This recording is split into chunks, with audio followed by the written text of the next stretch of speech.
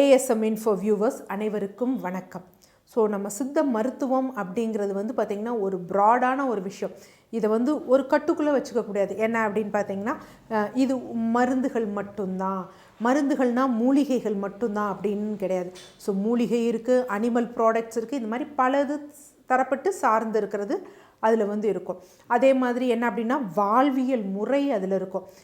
ஏன்னா சித்த மருத்துவத்தில் தான் சிறப்பாக என்னென்னா அப்போவே சித்தர்கள் நம்ம எப்போ எந்திரிக்கணும், எப்போ படுக்கணும், இல்லற வாழ்க்கை எப்போ நம்ம மேற்கொள்ளணும், நம்ம வீட்டை எப்படி வச்சுக்கணும், வாஸ்து எப்படி இருக்கணும், இப்படி எல்லாமே உள்ளடக்கிய ஒரு மருத்துவம் சித்த மருத்துவம் தான்.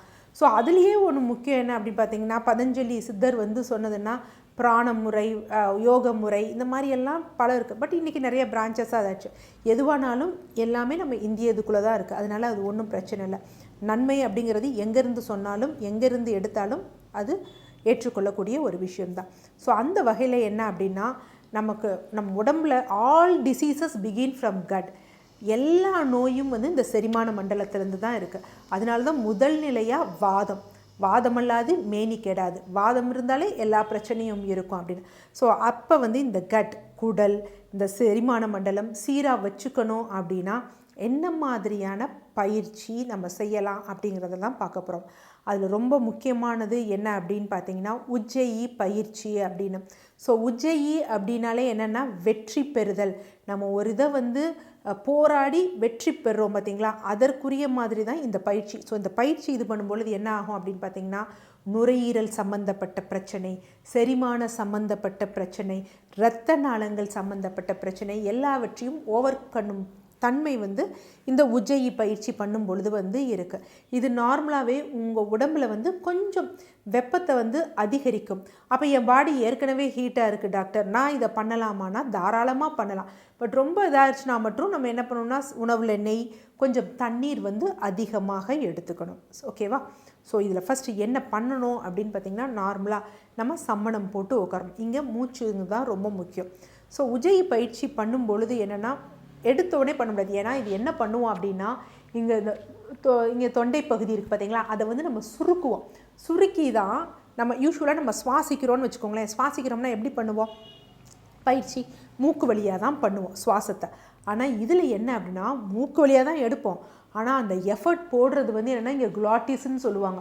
இந்த தொண்டை பகுதியிலேருந்து தான் அந்த எஃபர்ட் போடும். ஸோ அது எல்லாரும் எடுத்த உடனே பண்ணிட முடியாது. ஸோ அப்போ ஃபஸ்ட்டு என்ன பண்ணணும் அப்படின்னா, முதல் நிலையாக நம்ம அப்படி பண்ணி, அதாவது இப்போ நம்ம சுவாசம் எப்படி இருக்குது, இல்லை கண்ணாடியில் நம்ம கண்ணாடி ஒரு மாதிரி மங்கலாக இருந்ததுன்னா துடைக்கிறதுக்காக இப்படி ஊதி ஒரு ஃபாக் மாதிரி பண்ணிவிட்டு, ஃப்ராஸ் மாதிரி பண்ணிவிட்டு தொடப்போம் பார்த்தீங்களா, அந்த மாதிரி என்ன பண்ணணும், ஃபஸ்ட்டு அப்படி மெதுவாக இழுத்துட்டு விடணும். ஸோ இதை என்ன பண்ணணும், 5 முறை பண்ணணும். அடுத்து என்ன பண்ணணும்னா மூக்கு வழியாக இழுத்து வாயின் வழியாக சுவாசத்தை விடணும். ஸோ இது என்ன பண்ணணும் அப்படின்னு பார்த்தீங்கன்னா 5 தடவை பண்ணணும். ஸோ ஃபஸ்ட்டு என்ன பண்ணோன்னா இப்படி லைட்டாக இழுத்து வாய் வழியாக விட்டோம், மூக்கின் வழியாக இழுத்து வாயின் வழியாக விட்டோம். அடுத்து என்ன பண்ணணும்னா வாயின் வழியாக இழுத்து மூக்கின் வழியாக 5 நிமிடம் வரும். ஸோ இது எல்லாமே பண்ணும் பொழுது இந்த த்ரோட்டில் தான் நம்ம பார்த்தோன்னா நம்ம ஒரு அழுத்தம் போடுவோம். ஸோ இது 5ம் ஓரளவுக்கு பண்ணிட்டோன்னா நம்ம ஓரளவுக்கு ப்ரிப்பேர் ஆகிட்டோன்னு அர்த்தம். அப்புறம் என்ன பண்ணணும், வாயை லிப்பை லைட்டாக க்ளோஸ் பண்ணிவிட்டு இங்கேருந்து எடுக்கணும். இங்கேருந்து மூச்சு இழுப்போம், ஆனால் இங்கேருந்து வரும். ஸோ இது நம்ம ப்ராப்பராக பண்ணோம் அப்படின்னா இங்கேருந்து நமக்கு ஒரு சவுண்டு மாதிரி வரும். ஸோ அந்த சவுண்ட் மாதிரி இழுத்துட்டு அப்படி வச்சுட்டு, இது சில பேர் விடுறப்ப என்ன பண்ணுவாங்கன்னா கீழே இப்படி பெண்ட் பண்ணுவாங்க. ஸோ இந்த மாதிரி தொடர்ந்து பண்ணணும். இது எவ்வளோ நேரம் பண்ணலாம் அப்படின்னா ஒரு 10 நிமிடம் பண்ணணும். இது என்ன அப்படின்னா வெப்பத்தை கொடுக்குது அப்படிங்கிறப்ப நம்ம யூஸ்வலாக நம்ம நார்மலாக ஜிம்லையோ இல்லை ஜும்பா டான்ஸிங்லாம் போகிறப்ப நம்ம ஒர்க் அவுட் அப்படின்னு பண்ணுவோம் பார்த்தீங்களா, நம்மளை வார்ம் அப் பண்ணிக்கிறோன்னு சொல்கிறோம் பார்த்தீங்களா, அதே மாதிரி தான். ஸோ ஒரு ஆசனா பண்ணுறோம், ஒரு பொசிஷன்லேருந்து இன்னொரு பொசிஷன் போகிறோன்னா வார்ம் அப் பண்ணிக்கிற ஒரு விஷயம்.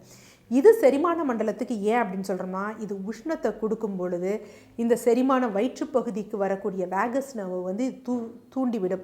அது மட்டும் இல்லாமல் இரத்த ஓட்டத்தையும் செறிவூட்டும். ஏன்னா வெப்ப வீரியம் இது பண்ணும்போது வெப்பம் ஜாஸ்தியாகும்னே இரத்த நாளங்கள் புடைக்கப்படும், இரத்த ஓட்டம் சீராக இருக்கும். ஸோ அந்த மாதிரி போகும்பொழுது நமக்கு செரிமானம் சீராகும். ஸோ நான் முன்னாடியே சொன்ன மாதிரி சுவாசத்தையும் இது சீர்படுத்தும். ஸோ ஏன்னா சில பேர் சொல்லுவாங்க, எனக்கு மூச்சு வாங்குற மாதிரி இருக்குது, நெஞ்சு அடைக்கிற மாதிரி இருக்குது, சாப்பிட முடியலன்னு சொல்லுவாங்க. சில பேர் வயிறு முட்டை சாப்பிட்ருப்பாங்க, மூச்சு விட முடியாதுன்னு சொல்லுவாங்க. ஏன்னா சுவாசம் அப்படிங்கிறது நுரையீரல் மட்டும் கிடையாது. நுரையீரல் தசைப்பகுதிகள், வயிற்று தசைப்பகுதிகள் எல்லாவற்றையும் ஒருங்கிணைத்தது தான். ஸோ அந்த மாதிரி சேர்ந்து பண்ணும்பொழுது இது எல்லாவற்றிற்கும் நல்ல பலன் தரும். ஸோ இந்த உஜ்ஜை பயிற்சியை நம்ம பண்ணும் பொழுது என்ன ஆகும்னா, நல்லா அந்த சுவாசம் சீராகும், செரிமானம் நல்லாகும், இரத்த ஓட்டம் சீராகும். இரத்த ஓட்டம் சீராகும் பொழுது, செரிமானம் சீராகும் பொழுது கட் பாக்டீரியாவும் நல்லா இருக்கும். அப்போ நமக்கு எந்த நோயும் வராது. ஸோ செய்து பாருங்கள். ஃபஸ்ட்டு கொஞ்சம் கஷ்டமாக இருக்கும். இல்லைனா ப்ரொசீஜராக மருத்துவரோ இல்லை யோகா இன்ஸ்ட்ரக்டர்கிட்ட போய் செஞ்சோம் அப்படின்னா நல்ல பலன் தரும். எல்லாவற்றுக்கும் பேசிக்காக இந்த பயிற்சியை நம்ம வச்சுக்கலாம். நன்றி.